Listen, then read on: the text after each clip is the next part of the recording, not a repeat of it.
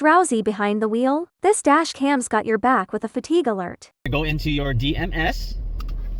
You can turn on and off your DMS or have it set at certain speeds. 19 miles per hour, 31 miles per hour, 43 miles per hour, or 62 miles per hour. Select which camera is to monitor the driver. You can turn on and off these monitoring features. So for your DMS features, you have eyes closing. When the driver's eyes are closed for a duration of more than 3 seconds, the fatigue alarm will go off. You have yawning.